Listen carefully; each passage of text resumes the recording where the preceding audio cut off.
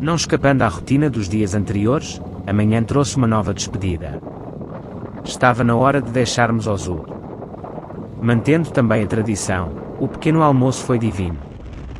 Infelizmente as abelhas não nos deixaram usufruir do encantador jardim do nosso alojamento, obrigando-nos a fazer a refeição dentro de portas. Dissemos então adeus à terra das singulares cascatas e ao simpático staff do Dar Marwa, que tão bem nos recebeu. Tínhamos um curto percurso para fazer e também não se previam visitas pelo caminho, ou paragens além das essenciais.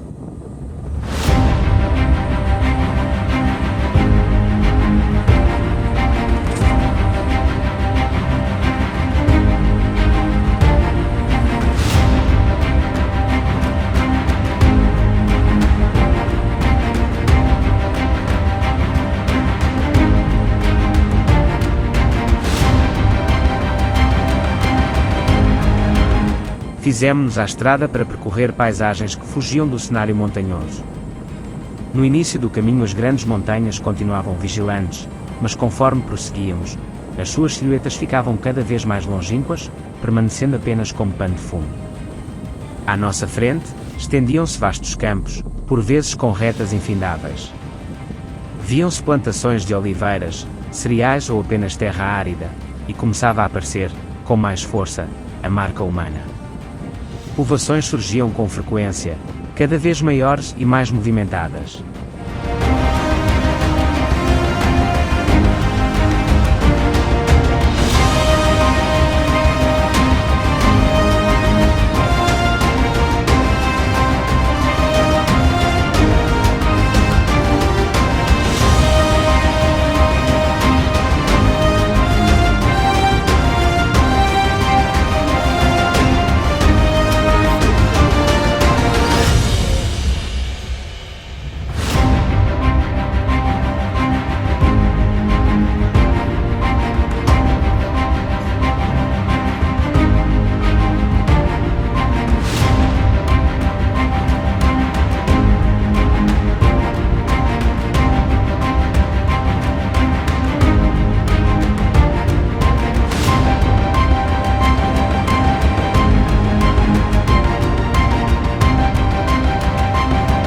Com esta imagem começava também a surgir em nós uma sensação agridoce.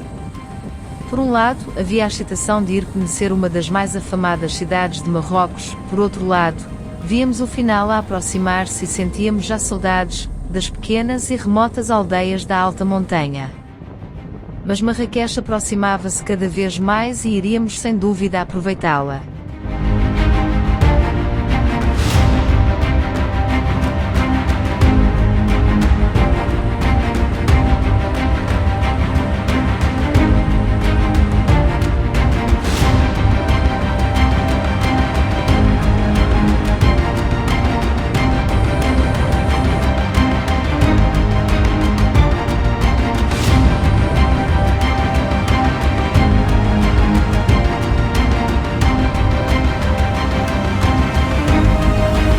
A chegada às imediações da cidade fez-se notar pelos habituais postos de fiscalização policial. Mais uma vez, foi-nos permitido passar sem parar. Uma extensa avenida de 3 vias conduzia-nos ao centro da cidade, onde o tráfego se fazia intensamente. Estávamos definitivamente numa metrópole. Rondava a hora de almoço e felizmente, como iríamos perceber mais tarde, a circulação, embora algo anárquica, estava ainda longe do caos do final da tarde. Com a atenção redobrada e de forma assertiva, enfrentámos o trânsito e as suas peculiares regras de condução, em busca do nosso alojamento.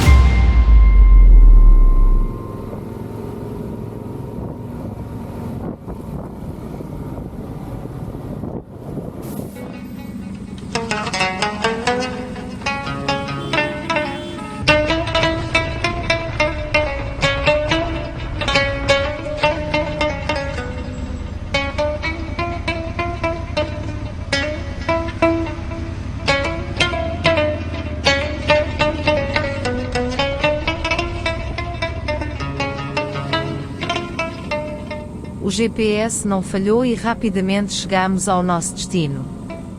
Embora não tivesse garagem, o Hotel Grande Milchil tinha um espaço reservado para as viaturas dos clientes e um vigilante ficava de olho nas motos 24 horas por dia, a troco de um pagamento previamente acordado.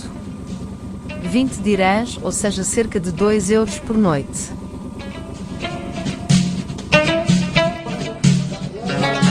Ansiosos para fugir do calor, dirigimos-nos rapidamente ao interior, acabando por ficar no quarto e depois na piscina, grande parte da tarde, até recuperarmos o ânimo e as forças para fazer uma primeira exploração da cidade. Quando finalmente nos sentimos preparados, saímos rumo à Medina, assinalando no nosso mapa mental a maior parte dos locais a visitar no dia seguinte. Ao regressar ao hotel, fomos apanhados de surpresa com o movimento nas ruas e o trânsito completamente louco, que só parou de madrugada.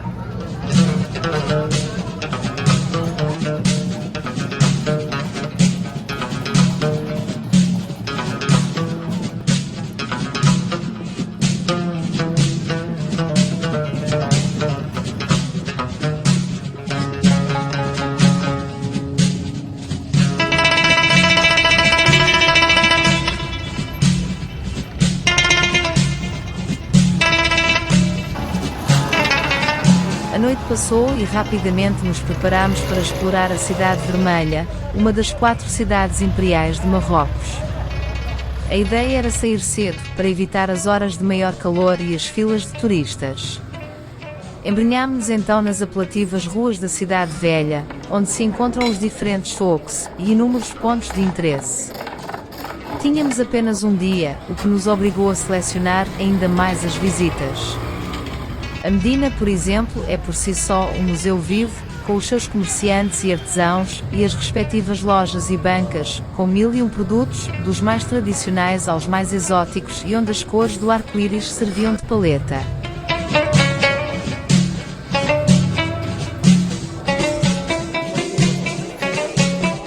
Não podíamos também deixar de visitar pelo menos uma madraça e um palácio.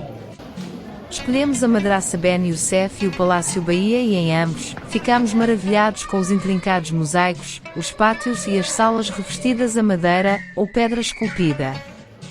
A manhã foi assim passada, numa roda viva de experiências sensoriais.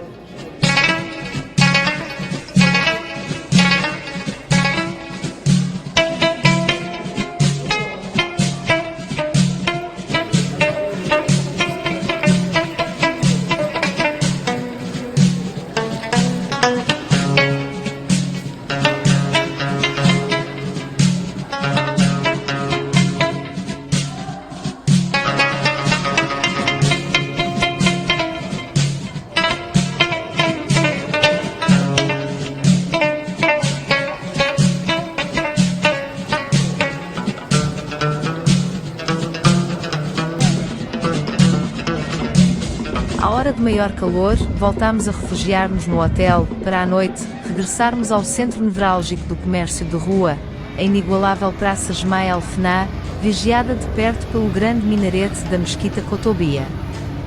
Apesar de durante o dia a praça já ser bastante movimentada, ao anoitecer tudo é ampliado, nesta autêntica Torre de Babel, onde se misturam culturas e se encontra de tudo um pouco. Os cheiros, sons, cores e paladares formam uma tela única.